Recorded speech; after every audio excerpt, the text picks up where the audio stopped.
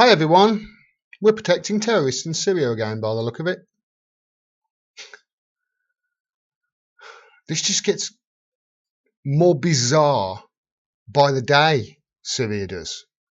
This is the map of what areas were controlled by whom in Syria. Now this goes back to June, so it's a couple of months old this is, but it's the most up-to-date one I could find just in a quick search. But you could see there in the southwestern corner, Daraa. You may remember I did a video about this, how the UK and the US were saying, no, don't attack Daraa because there are civilians there and you'll kill the civilians and, we've got to leave the rebel forces alone.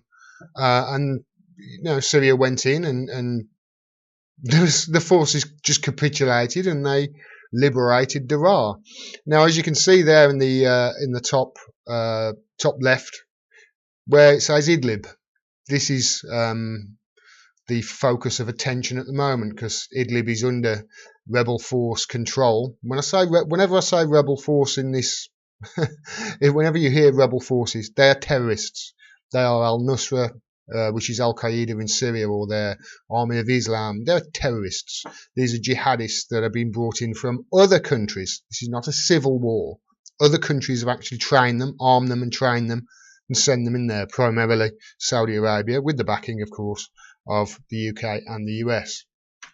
So this was August the 22nd, so this was about 8 days ago. I'm just going to try and give you the full story of how it has transpired. This is shortly after Daraa was liberated by the Syrian and Russians. So US to act very strongly if Syria uses chemical weapons, is the title there, says John Bolton. US President Trump's national security advisor warned Wednesday that the United States would respond very strongly if Syrian President Bashar al-Assad uses chemical weapons in an offensive to retake Idlib province. Okay. Wonder why he's saying that. Wonder why he's saying, if there's a chemical weapons attack in Idlib, is he allowing the groundwork there for what's going to happen in the future? This was Al Jazeera from a couple of days ago. US, Russia engage in war with words as Syria attack looms. Washington and Moscow trade chemical attack warnings as Russian naval buildup grows ahead of Syria's Idlib. So this has been escalating in the last week. I've been keeping an eye on it, as many other people have said. Article says Russia has deployed a dozen warships to the Mediterranean. In what a Russian newspaper on Tuesday called Moscow's largest naval build-up since it entered the Syrian conflict in 2015. The reinforcement comes as Russia's ally, Syrian President Bashar al-Assad, is believed to be considering a major assault on the last rebel-held, i.e. terrorist-held, enclave in northern Idlib province. Russia has accused the United States of building up its own forces in the Middle East in preparation for a possible strike on Syrian government forces. On Saturday, the Admiral Grigorovich and Admiral Esen frigates sailed through Turkey's Bosphorus towards the Mediterranean, Reuters news agency images showed. The day before, another frigate and more ships had been there, and it says there in the bottom paragraph, the force included 10 vessels, most of them armed with long-range caliber cruise missiles. So there's a build-up of Russian ships in the Mediterranean ready for this offensive. It looks like they're going to go ahead with this offensive. This has faced warnings from the UK and the US. It says here, again, it mentions chemical attack in that Al Jazeera article from the 28th. It says the US on Tuesday warned the Russian and Syrian governments against chemical weapons use in Syria again. So that was on the 28th. State Department spokeswoman Heather Nauert said the US will respond to any verified chemical weapons use in Idlib or elsewhere in Syria in a swift and appropriate manner. The comments come as Russia again accused Syrian rebels of preparing a chemical attack that Moscow said will be used to justify a Western strike against Syrian troops. This article was from yesterday. I'm just going through these articles just to try and build a back picture of that this has been building up over the last week, 10 days. This was in Middle East Eye, and it was written by the brilliant Peter Ford, who was a UK ambassador. I'm going to just read this one paragraph because he really does lay out here how things are transpiring in almost exactly the same way as have happened before. Peter Ford says it is not necessary to rehash the mountain of evidence pointing to the probability that Duma was fabricated. I've covered this in depth on my channel, as many other people have covered it as well. Suffice it to say that OPCW inspectors, in their interim report presented on 6th of July, stated they had found no evidence that chemical weapons such as nerve agents had been used, and that the evidence for the use of chlorine as a weapon was inconclusive. That didn't stop, as I covered, the BBC writing a headline that literally said Syria used chemical chlorine. It was a chlorine gas attack. They had to retract that headline because it was a lie. It was false. And that the evidence for use of chlorine. Okay, so I've covered that. Helped again by pliant media and sleepy legislators, the tripartite governments, that's UK, US, and France, have simply ignored this assessment, continuing brazenly to claim that President Assad was responsible. That's a really interesting sentence. You know, the OPCW report basically said, yeah, this wasn't sarin for sure. And remember, they said it was sarin. America actually made a press release, as I've covered in my videos previously as well. Goes on to say, the joint statements of the US, UK and France issued on the 21st of August, threatening Syria with intervention if chemical weapons are used again, was preemptory. As regardless of grammar as of facts, the three said they reaffirmed their resolve to preventing the use of chemical weapons by the Syrian regime and for holding them accountable. As we have demonstrated, we will respond appropriately to any further use, oblivious to the amassing in Idlib of a jihadi strike force of thousands of fighters. This is going on in Idlib at the moment, spearheaded by Hayat Tahrir al-Sham, which is a reincarnation of al-Nusra. It's just al-Qaeda's new name in Syria. The powers claimed piously to be, quote, gravely concerned over reports of a military offensive by the Syrian regime against civilians and civilian infrastructure. This is how BBC News are updating their report. This was yesterday as well. Syria, Idlib. UN warns of a threat to civilians if new offensive begins. The UN envoy to Syria has warned of a perfect storm in northwest Syria if the government goes ahead with its threatened offensive against rebels. This is really all starting to shape up to something that is not good. It really does not look good. Stefan de Mistura called for humanitarian corridors to be set up to allow civilians to be evacuated temporarily. With rebels defeated in most of Syria, such an offensive could prove to be the last big battle of the civil war. Russia, the government's main military ally, has also stepped up its rhetoric. Foreign Minister Sergei Lavrov said terrorists must be wiped out in Idlib, accusing them of using civilians as human shields. Both he and his Syrian counterpart, Walid Mualem, sorry if I got your name wrong, accused rebels of preparing to stage a chemical attack in Idlib in order to blame pro-government forces and draw new US military retaliation. Mr. de Mistura said both the government and the rebels had the ability to make chlorine-based chemical weapons, which they do. Almost 3 million people live in Idlib, where, according to UN estimate, there are around 10,000 al-Nusra and al-Qaeda jihadist fighters. Al-Nusra is al-Qaeda in Syria. The fighters must be defeated, Mr. de Mistura said, but not at the expense of thousands of civilian lives, of course not. Quote, there is a perfect storm based on warnings, counter-warnings, which is gathering around and due to the dilemma, which is a true dilemma on how to defeat terrorists in Idlib at the same time avoiding the large number of casualties. So while we are aware that efforts and discussions are taking place to avoid the worst case scenario, one cannot ignore that miscalculations may indeed occur, leading to unforeseen escalation, and we are all very much concerned. The UN is desperate to avoid the deaths of civilians, seen recently in other parts of Syria like Aleppo, Raqqa and eastern Ghouta, and its diplomats are pleading with those fighting to show restraint. It's unreal, isn't it? They are absolutely desperate here to say, no, don't attack these terrorists, these 10,000 terrorists in Idlib. Don't attack them because you might kill civilians. Yet the UK and the US government, at the same time as issuing statements like this, are backing Saudi Arabia killing civilians indiscriminately in Yemen. It's just unreal. Why is it that the BBC can't draw that parallel and fucking I can? Well, we all know the answer to that. They are mouthpieces for the establishment, and it's propaganda they're spewing. Mr. de Mistura, this article continues, offered to go to Idlib personally to set up humanitarian corridor, which he acknowledged would mean evacuating people into government-controlled territory. That area most likely is under government control, so that requires a constructive, effective government support and UN presence. Is Russia likely to get involved again? Absolutely, is the answer to that.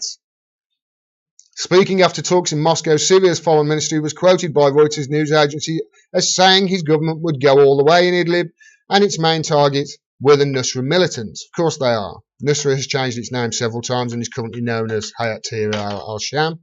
At least they've said that. Both Nusra and Al-Qaeda as listed as foreign terrorist organisations by the US State Department. So we actually list them openly as terrorists and we're saying no, don't attack them. Because you might kill civilians at the same time supporting Saudi Arabia as they kill civilians indiscriminately and say, hey, we don't care if more children die. We want the Yemenis to fear us. And we're backing them there. Here, oh, no. Show restraint.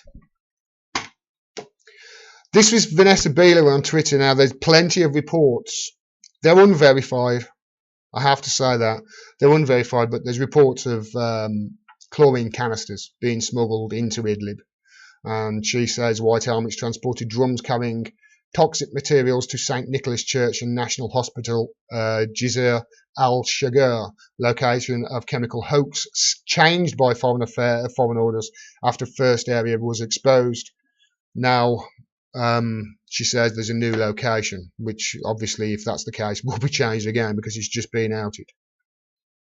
So there's reports of chemical weapons being smuggled into Idlib for these terrorists to do a false flag. Remember, this is what a lot of people think happened in Ghouta.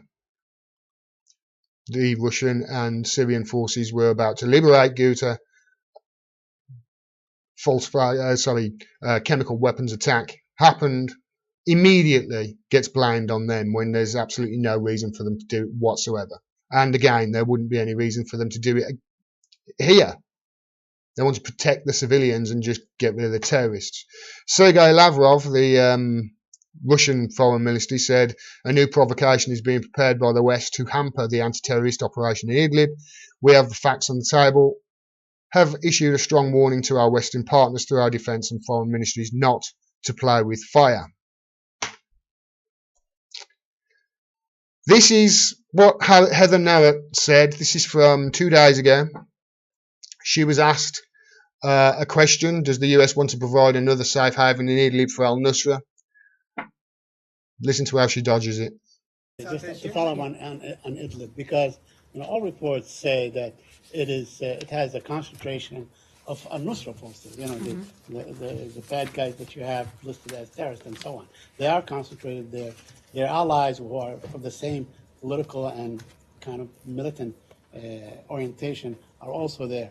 You certainly don't want to provide them with a safe haven in Idlib, do you? Saeed, I don't have anything additional for you on that, but I think Department of Defense addressed that today earlier. I can tell you something in addition on the Geneva talks. So she didn't want to answer that question. The brilliant Caitlin Johnson picked this. I saw this as well, and she's picked it up and written a great article on it. I'll leave a link down to anything I'm linking to. I'm talking about. I'll leave a link below as normal. Caitlin Johnson, has written an article about this. Just listen to how the UK ambassador to the UN responded to a similar question. This question was about Russian intelligence saying, well, you know what, you listen.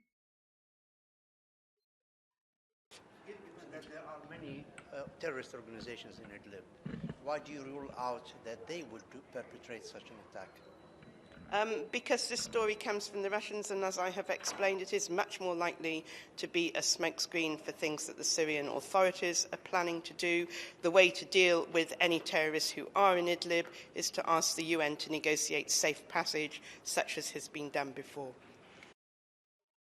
So that was probably quiet. You probably couldn't hear it properly, but she was asked about these reports of a false flag happening, and her immediate response was, "Well, we don't believe it because it comes from the Russians."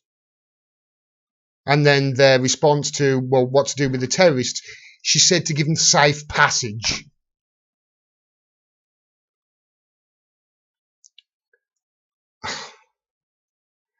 This is all building up, and it sure looks like the Syrians and the Russians are about to go on the offensive and get rid of these terrorists in Idlib.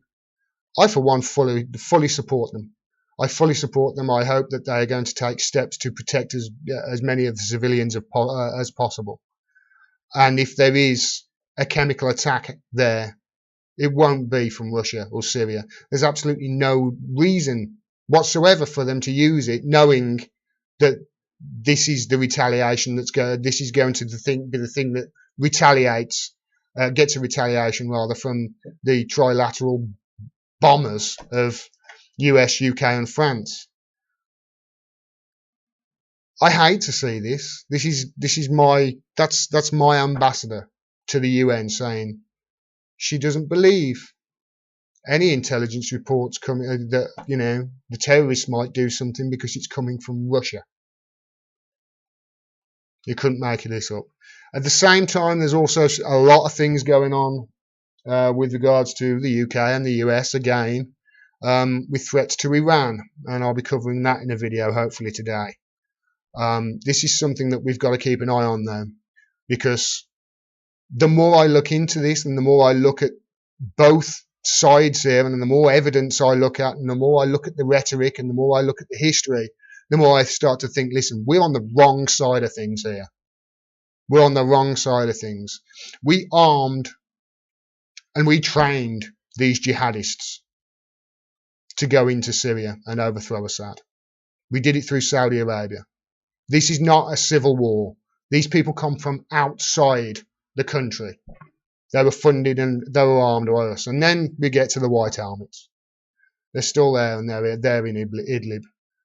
And no doubt if there is a chemical weapons attack, it'll be the white helmets that film it. I am not too hopeful that this is going to end as well as Daraa did a few weeks ago, with the Syrians and the Russians going in there and the rebel forces, the terrorists, just capitulating and very few civilian lives lost.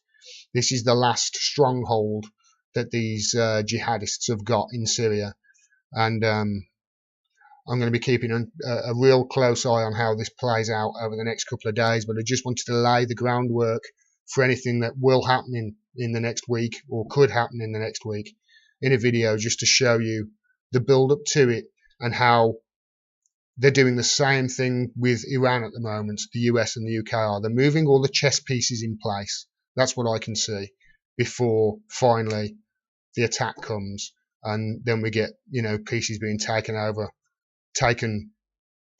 all over the place, if you know what I mean. It's not good. This isn't.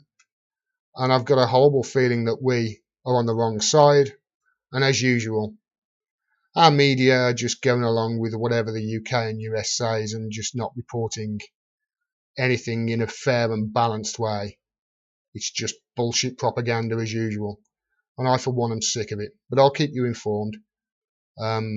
I'll be as honest and I'll be as straightforward as I possibly can. Whether we've done something good or we've done something bad, I don't care. I just want to report on the truth. And it's a pity that our mass media don't do the same thing. If you like this video and you want to hear more, please click subscribe and click the bell down there as well, so you get a notification of when I drop further videos. Otherwise, YouTube will hide it from you. Any future videos, they have admitted that they do that. We are facing an absolute onslaught, a barrage from both the corporate media and corporations, who are trying to silence our voices. They're trying to stop us from bringing you the truth and cutting through the partisan BS that you get in the mainstream media. They don't like it. We're their competition. So if you can support channels like mine, please do so. Please share the videos wherever you can. Talk to your friends and family and spread the word about what we're doing. If you can support us on Patreon, please do so as well. The link is down there. You can support me for as little as $1 a month, and every bit helps. We cannot do this without your support. Thanks very much for your support. Until next time, peace and take care.